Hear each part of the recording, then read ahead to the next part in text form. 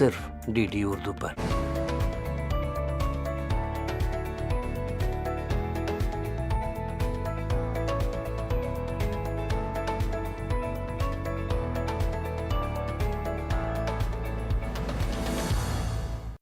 हमेशा फूल और इत्र ही नहीं महका करते, कई बार कुछ शख्सियात भी खुशबू दे जाया करते हैं।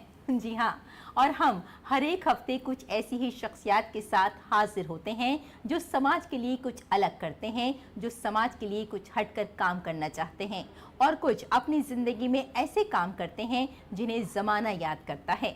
तो आज भी हम कुछ ऐसे ही ख़ास लोगों से आपकी मुलाकात करवाएंगे program good news just point India में। मैं हूँ रेशमा आपके साथ, मेरा आदाब कीजिए कबूल। दोस्तों, कहा जाता है कि खाना हर एक इंसान के लिए बहुत ज़रूरी होता है। कई बार यूं भी देखा जाता है कि ज़रूरत से ज़्यादा खाना बेकार हो जाता है, वेस्ट हो जाता है। और कई बार ऐसा भी देखने में आता है कि किसी किसी को 2 वक्त की रोटी भी नसीब नहीं हो पाती।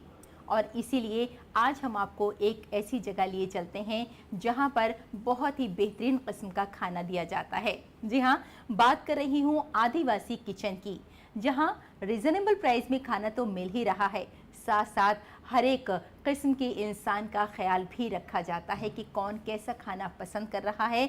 और दूसरा ये भी है कि किस तरह से गरीब लोगों का भी वहाँ ख्याल रखा जाता है। आइए जान लेते हैं कि आदिवासी किचन क्या है और इसे किसने कायम किया है और किस तरह से यहाँ काम किया जा रहा है।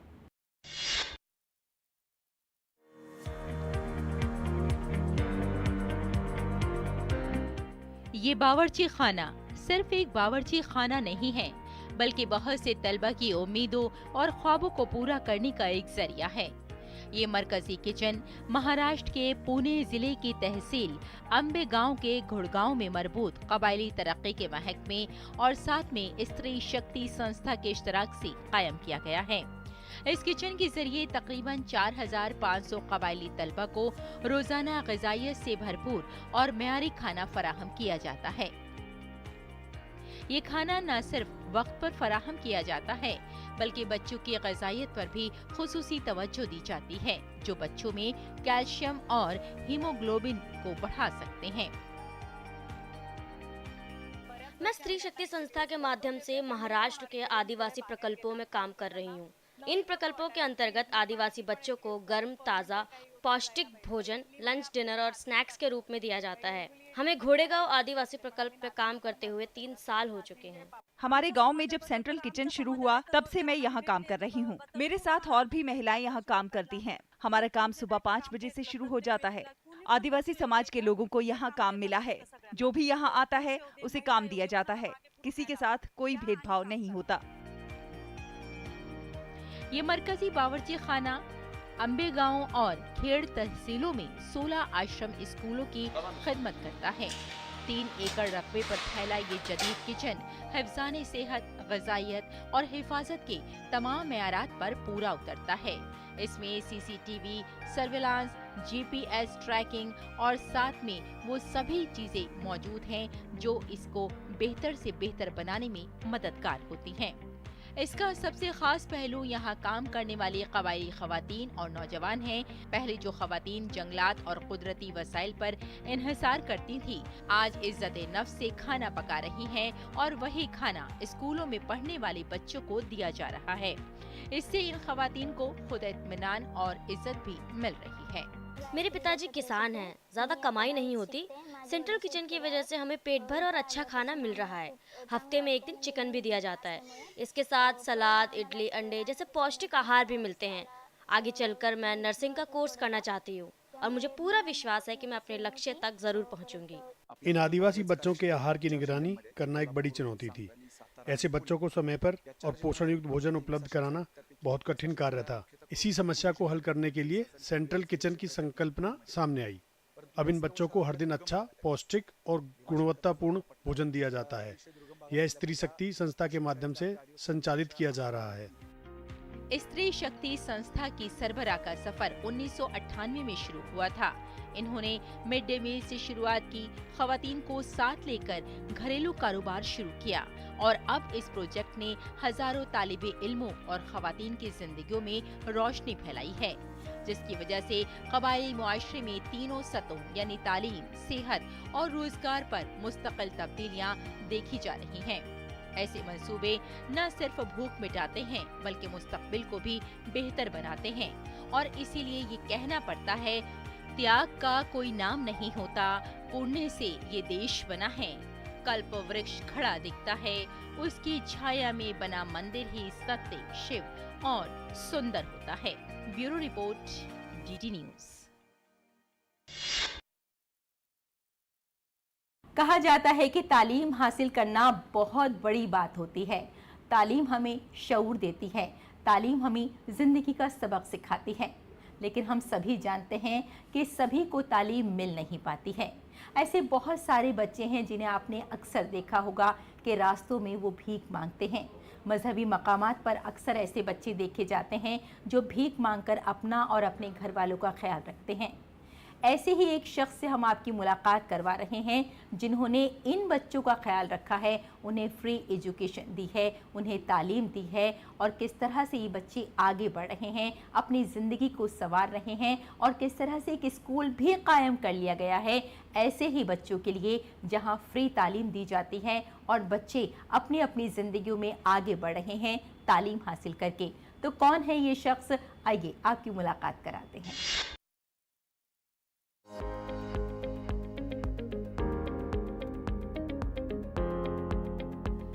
आपने कई बार बच्चों को सड़कों पर मजहबी मकामात के करीब भीख मांगते हुए जरूर देखा होगा। इसी तरह बिहार के सबसे बड़ी ज़ियारतगाह गया जी में ऐसे बच्चों की तादाद बहुत ज्यादा थी, जो कि मुआशरे के लिए बाइस शर्म और तशवीश का बाइस था। ऐसे में 15 साल पहले 50 साला राम जी मांझी ने एक नई पहल की शुरुआत की थी। राम जी जो खुद पढ़े लिखे थे, उन्होंने देखा कि बच्चे गया के महाबोधि मंदिर के आसपास भीख मांग रहे हैं और अपना मुस्तकबिल बर्बाद कर रहे हैं। उन्होंने जहन में ख्याल पैदा किया कि क्यों ना इन बच्चों की मदद की जाए और उन्होंने इन्हें एक बंद पड़े स्कूल में पढ़ाना शुरू कर दिया। बच्चों के जोश को देखकर रामजी मांझी ने साल 2011 में मां बोधि मंदिर से तकरीबन 3 किलोमीटर दूर सेनानी समाज बाल जागरूक विद्यालय शुरू किया। तलबा की तादाद बढ़ने लगी और करीबी कम्युनिटी की इमारत भी स्कूल में तब्दील होती चली गई।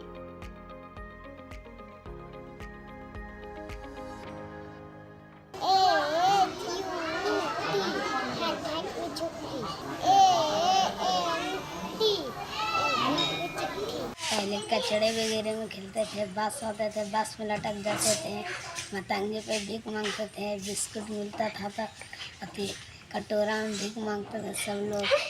फिर सर ने बोला कि हमको स्कूल में आ जाओ पढ़ने, तो फिर हम लोग माँ बाप को बोला। कमलेश सर बनौल सर पढ़ाते थे, हम लोग को बहुत शिक्षा दिया, स्कूल मकान बनाकर कॉपी कलम दिया। तकरीबन 15 साल पहले शुरू होने वाले इस इक़दाम को अब एक बड़ी पहचान मिल गई है। जो हाथ भीख मांगते थे अब कलम उठा चुके हैं, उन्हें भीख मांगने से आजाद कर दिया गया है। जो बच्चे कभी भीख मांगा करते थे अब उन्हें हिंदी और अंग्रेजी में बेहतर तालीम दी जा रही है ताकि वो अपना मुस्तकबिल बेहतर बना सकें। सेनानी समाज बाल जागरूक विद्यालय में इस वक्त 195 बच्चे ज़ेरे तालीम हैं। इनमें से तकरीबन 100 बच्चे ऐसे हैं जो बोध गया में किसी न किसी मंदिर के बाहर भीख मांगा करते थे। गरीब बच्चों को पढ़ाने का संस्था है, अच्छा लगता है पढ़ाने में। लगभग 2 साल हो गए हमको पढ़ाते हुए। बच्चे अच्छे से पढ़ रहे हैं। यहाँ लगभग नर्सरी से 6 क्लास तक बच्चे पढ़ते हैं। सभी बच्चे अच्छे डिसिप्लिन में रहते हैं। मैं यहाँ पे अपना स्कूल में पढ़ाती हूँ। यहाँ पे छोटे छोटे बच्चों को इंग्लिश पढ़ाती हूँ।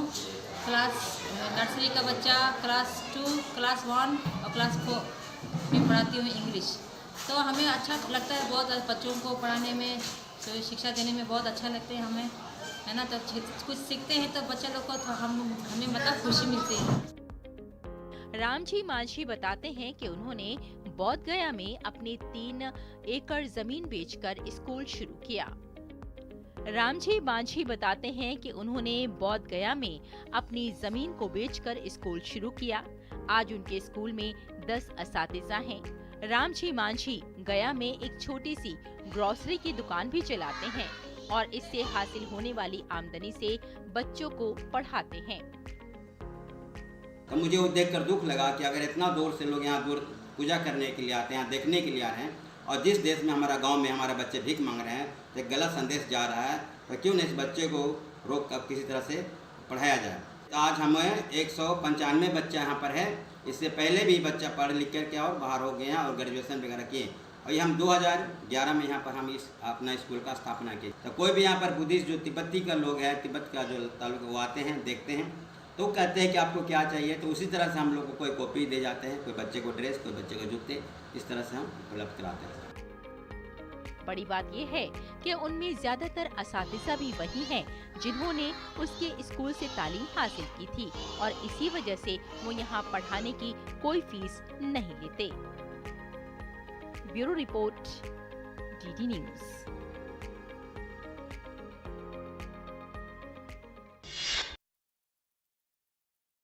हम तो दरिया हैं, हमें अपना हुनर मालूम है, जिस तरफ भी चल पड़ेंगे रास्ता हो जाएगा। जी हाँ, ऐसी ही कुछ शख्सियात की कहानियाँ हम आप तक पहुँचा रहे हैं प्रोग्राम गुड न्यूज़ जस्पा इंडिया में। यहाँ एक छोटा सा ब्रेक लेते हैं, जल्द हाजिर होते हैं। आप देखते रहिए गुड न्यूज़ जस्पा इंडिया का।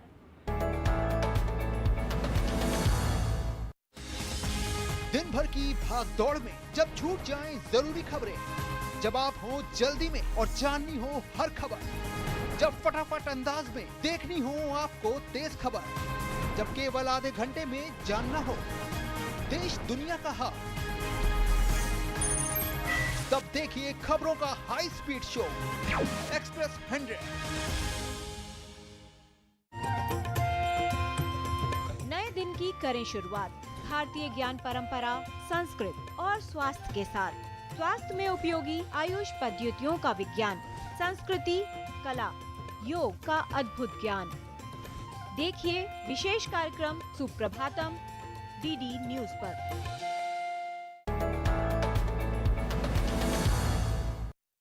दोस्तों, हमारे आसपास ऐसे बहुत सारे लोग होते हैं जो एनिमल लवर्स होते हैं और ऐसे भी लोग होते हैं जो जानवरों से डरते तो हैं लेकिन उनका ख्याल रखते हैं, कोशिश करते हैं उन्हें किसी भी तरह से दुख ना पहुंचाया जाए। लोग चरिंदों परिंद का भी ख्याल रखते हैं, लेकिन क्या आप जानते हैं कि कुछ ऐसे भी लोग हैं जो सांपों का ख्याल रखते हैं। जी हाँ, स्नेक लवर होते हैं। आज हम आपकी मुलाकात 2 ऐसे लोगों से करवा रहे हैं जो सांपों का ख्याल रखते हैं। कहीं भी अगर उन्हें इत्तला दी जाती है कि सांप पाया गया है, ये सांप को देखा गया है, तो वो लोग फ़ौरन वहाँ पहुँचते हैं, सांप को पकड़ते हैं और वापस उनको जंगल में छोड़ आते हैं। तो आप ज़रा सोचिए कि कितनी अच्छी बात है कि सांपों का भी ख्याल रखा जाता है। ये दीगर बात है कि ये दोनों ही शख्स फॉरेस्ट डिपार्टमेंट में काम करते हैं। तो किस तरह से इनकी काम की नौयत है, किस तरह से ये लोग काम करते हैं, आइए जान लेते हैं।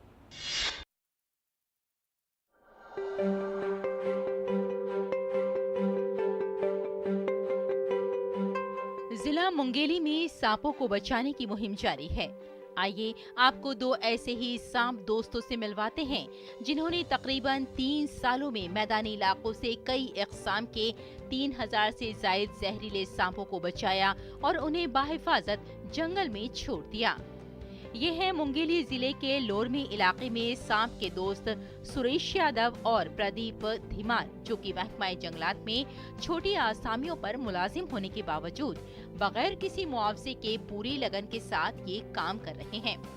Free wildlife rescue service इत्तला मिलते ही रेस्क्यू टीम के दोनों अहलकार जरूरी सामान के साथ मौके पर पहुंच गए और सांप को बाहिफाजत जंगल में छोड़ दिया।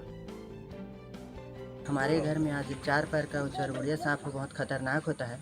वो आया था जिससे घर में डर का बहुत माहौल बन गया, और जब हमको पता चला तो हम लोग रेस्क्यू टीम को इन्फॉर्म किए, तो वो लोग आए और उसको काबू में करके सावधानी पूर्वक ले जाए। जहां कहीं भी सांप के नमूदार होने की इत्तला मिलती है तो ये सांप मित्र फौरन वहां पहुंच जाते हैं और सांप को पकड़कर जंगल में छोड़ देते हैं। पिछले 3 सालों में इन दोनों सांप दोस्तों ने मैदानी इलाकों से सांपों की कई अक़साम को बचाया और उन्हें बाहिफाजत जंगल में वापस छोड़ दिया। इस काम में उन्हें जिले इंतजामिया का ताउन भी हासिल है। अभी तक का हम लोग लगभग 3000 से ऊपर पकड़ चुके हैं, जो कि आसपास के ग्रामीण क्षेत्र में सूचना मिलने के बाद 10-15 मिनट या आधा घंटा भी लग जाता है, पहुंचते हैं और वहां सरकार सुरक्षित पकड़ के उसको जंगल में छोड़ देते हैं। निःशुल्क सेवा है। हमारे अधिकारी जो कलेक्टर साहब जो आदेश निकाले हैं स्नेक रेस्क्यू टीम के नाम से, उसी के आधार पर कर रहे हैं। इस दौरान इन्होंने 4 टांगों वाले सांप, अजगर, एहराज समेत कई अक़साम के जहरीले सांपों को बचाकर जंगल में छोड़ दिया। इस हवाले से उन्होंने बताया कि वो अब तक लोगों से पैसे मांगे बगैर खिदमत के जज्बे से काम कर रहे हैं। जब भी इसे मैदानी इलाकों में सांपों के बचाव की इत्तला मिलती है तो वो फौरन उन्हें बचाने के लिए निकल पड़ते हैं। इस दौरान इन्होंने लोगों से अपील करते हुए कहा कि अगर आपको सांप नजर आए तो उसे मारिए मत, उसकी इत्तला दीजिए, हम उसे बाहिफाजत बचाकर जंगल में छोड़ आएंगे। इस दौरान इन्होंने दूरदर्शन न्यूज से बात करते हुए बताया कि कई बार जहरीले सांप भी उन्हें डसने की कोशिश करते हैं। इस दौरान भी वो एहतियात से सांप को बचाते हैं और उसे जंगल में छोड़ आते हैं। उन्होंने कहा कि उन्हें ये काम करना बहुत पसंद है। उन्हें अब आवाम की खिदमत करके मजा आ रहा है और आइंदा भी वो ये काम करते रहेंगे। Bureau report, DD news.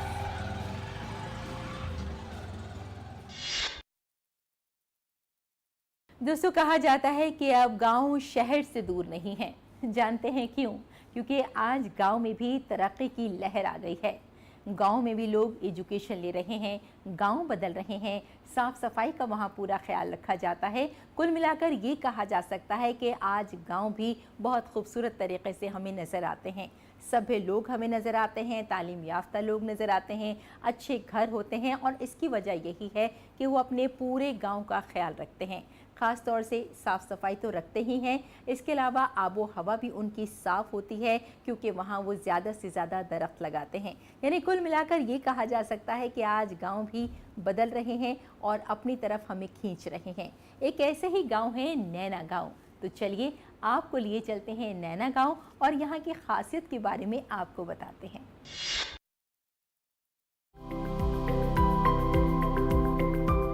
आज के दौर में जब हर शख्स अपनी जिंदगी के हंगामों में मसरूफ है, हरियाणा के कैथल के गांव नैना के लोगों का समाज के लिए कुछ करने का जज्बा काबिल-ए-दीद नजर आता है। यहाँ मेहनत कश नौजवान, मुलाजमीन, अफसरान, रिटायर्ड अफराद और समाजी कारकुनान समाजी खिदमत के बहुत से काम कर रहे हैं। एक बहुत बढ़िया मंच मिला है हमको। अगर हम इसमें पास होके अपना 100% देके और बच्चों को साथ लेके अगर हम जॉब की तैयारी करें और जॉब को प्राप्त कर लें तो हम अपना भविष्य को सुधार सकते हैं। मेरी तो सबसे यही कामना है या सब बच्चों से रिक्वेस्ट है कि सभी बच्चे आएँ, इस लाइब्रेरी में आके पढ़ें, उनको सब चीज़ हम प्रोवाइड करेंगे। दरहकीकत गांव नैना में कुछ साल पहले कुछ गांव वालों ने मिलकर समाज की हिमायत और फलाह बहबूद और नौजवानों को आगे बढ़ने की तरगीब देने के लिए डॉक्टर भीमराव अंबेडकर जन कल्याण ट्रस्ट बनाया था। ट्रस्ट के मेंबरान ने गांव में एक लाइब्रेरी का आगाज किया ताकि अपनी बिरादरी के जरूरतमंद लोगों के गम और खुशी में उनकी मदद की जा सके और नौजवानों को मनशियात से दूर रखा जा सके और उनकी तवज्जो पढ़ाई की तरफ मरकूज की जा सके। यहाँ बच्चों को पढ़ाई से मुताल्लिक तमाम मवाद मिल जाता है और वो भी बिल्कुल मुफ्त। हम शिक्षित नहीं होंगे, हमारे बच्चे शिक्षित नहीं होंगे, तब तक हमारा उत्थान होना बहुत ही मुश्किल है। तो इसलिए हम सब ने एक सोच के साथ एक ट्रस्ट बनाकर और इस लाइब्रेरी का हमने संचालन किया है ताकि हमारे बच्चे आएँ, यहाँ पढ़ें और एक अच्छे सपने लेकर अपने पैरों पर खड़े हो सकें। ट्रस्ट के अरकान का कहना है कि गांव में लाइब्रेरी खोलने का मकसद गांव के नौजवानों को अच्छी तरह से तालीम हासिल करने और अपनी तालीम में आगे बढ़ने की तरगीब देता है ताकि वो मुसाबकती इम्तिहानात में कामयाबी हासिल करके अपनी जिंदगी में कामयाब हो सके और अच्छी नौकरी हासिल कर सके। इसके साथ ही जब नौजवान अपना वक्त लाइब्रेरी में पढ़ने में गुजारेंगे तो वो मंशियात की लत और दीगर समाजी बुराइयों से बचे रहेंगे। उनका कहना था कि बच्चों और नौजवानों का लाइब्रेरी में आने और लगन से मुतालिया करने का रुझान मुसलसल बढ़ता जा रहा है। NCERT वगैरह किताबें भी दी हैं, +2 तक की 2-2 सेट दिए हैं, ताकि कोई गरीब बच्चा अगर खरीद नहीं सकता तो यहाँ से लेके पढ़ाई कर ले। और हर तरह के कंपटीशन की किताबें, चाहे UPSC की हो, SSC की हो, HPSC की हो, सभी तरह की किताबें दी हैं। नैना गांव के इस अवामी फलाह बहबूद ट्रस्ट ने गांव में पढ़ने वाले नौजवानों के लिए न सिर्फ एक लाइब्रेरी बनाई, बल्कि गांव की बेटियों की शादी के लिए खेमों से लेकर बर्तनों तक हर चीज की देखभाल भी की। इससे वालिदैन की शादी के इंतजामात करने की जिम्मेदारी कम हो गई। इसके साथ ही गांव में बेटी की शादी के वक्त ट्रस्ट शगुन भी देता है। गांव वालों में सफाई का ऐसा जज्बा पैदा हो गया है कि अब यहाँ कोई कूड़ा नहीं फेंकता। अगर कहीं भी कचरा नजर आ जाए तो रज़ाकार फौरन उसे साफ करते हैं। Bureau report, DD news.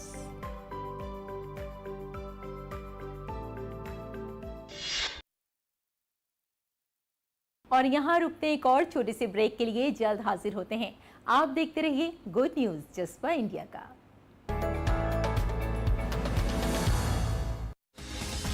दिन भर की भाग दौड़ में जब छूट जाएं जरूरी खबरें, जब आप हो जल्दी में और जाननी हो हर खबर, जब फटाफट अंदाज में देखनी हो आपको तेज खबर, जब केवल आधे घंटे में जानना हो देश दुनिया का हाल, तब देखिए खबरों का हाई स्पीड शो एक्सप्रेस 100। नए दिन की करें शुरुआत भारतीय ज्ञान परंपरा, संस्कृत और स्वास्थ्य के साथ। स्वास्थ्य में उपयोगी आयुष पद्धतियों का विज्ञान, संस्कृति, कला, योग का अद्भुत ज्ञान। देखिए विशेष कार्यक्रम सुप्रभातम DD न्यूज़ पर।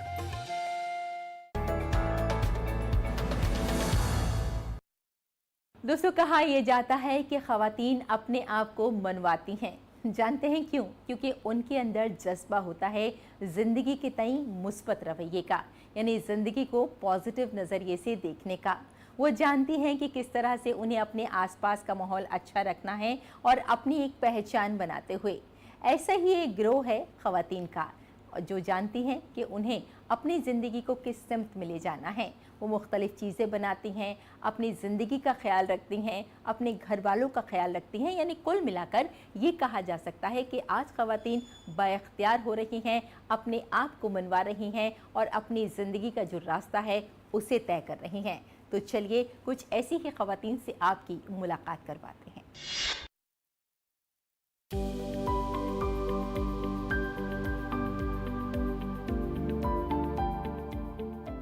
अब औरत के लिए जिंदगी के तमाम दरवाजे अगर बंद हो जाएं, यहाँ तक कि उसके अपने लोग भी उसे छोड़ दें और जब उसका जिस्म और दिमाग दोनों बीमार हो जाएं, तो आखिर वो औरत कहाँ जाए? उसकी देखभाल कौन करेगा और उसका इलाज कौन कराएगा? आज हम आपको एक ऐसी जगह दिखाते हैं जो 1961 से लेकर आज तक हजारों टूटी हुई जिंदगियों को दोबारा जीने का रास्ता दे रही है।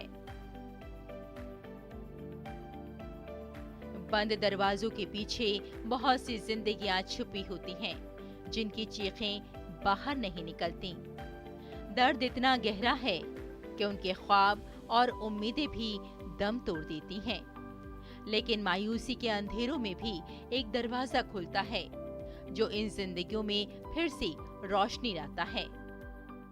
1961 में इसकी शुरुआत नारी संरक्षण गृह के रूप में हुई थी। ये विशेष रूप से मानसिक रूप से दिव्यांग और HIV पॉजिटिव बहनों के लिए एक सुरक्षित घर है। पूरे राज्य से, चाहे वह सखी वन स्टॉप सेंटर हो, पुलिस स्टेशन, कोर्ट या 181 के जरिए, जहां कोई भी मानसिक रूप से अस्वस्थ या HIV पॉजिटिव महिला मिलती है, उनके लिए हम एक दीर्घकालिक व्यवस्था उपलब्ध कराते हैं। ये सरकारी घोषित संस्थान है और यहाँ आने से पहले कुछ मेडिकल टेस्ट जरूरी होते हैं। अहमदाबाद में नारी संरक्षण गृह, जहाँ ज़हनी तौर पर माजूर और HIV पॉजिटिव खवातीन को पनाह दी जाती है।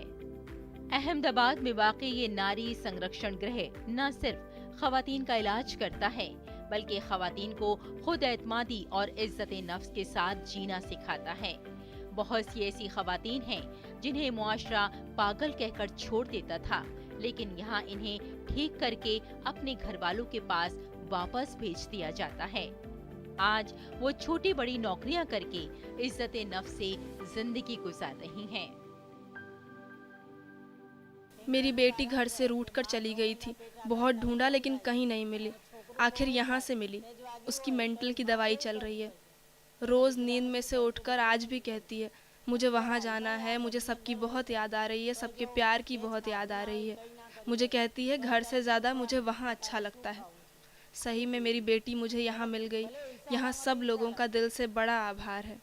मेरे पापा मुझे संभालते थे, लेकिन उनके देहांत के बाद मुझे यहाँ पर एक मासी छोड़ गई थी। लेकिन यहाँ अच्छा लगता है। यहाँ डांस सिखाते हैं, गरबा सिखाते हैं, खेलने को और फिल्में देखने को भी मिलता है। सब लोग बहुत प्यार से रखते हैं। इतना तो परिवार वाले भी नहीं करते जितना यहाँ की मौसी और दीदी करते हैं। जब सारी दुनिया आपको छोड़ देती है तो कोई आपका हाथ थामे, वो लम्हा किसी मौजिज़े से कम नहीं होता। ये सिर्फ एक इदारा नहीं बल्कि उम्मीद का मरकज है, जहां अंधेरों में डूबी जिंदगियों ने एक बार फिर रोशनी से दोस्ती की है। Bureau report, DD news.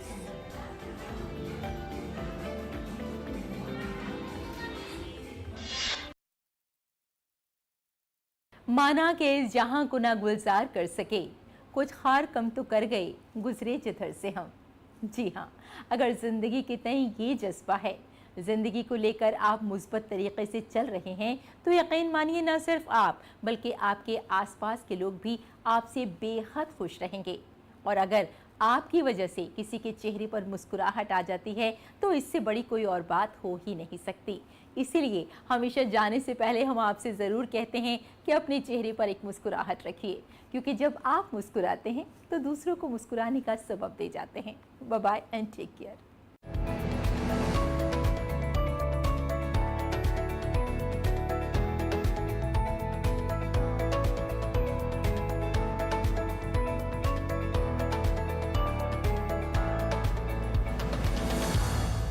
सावधान श्री राम, सावधान लक्ष्मण, सावधान।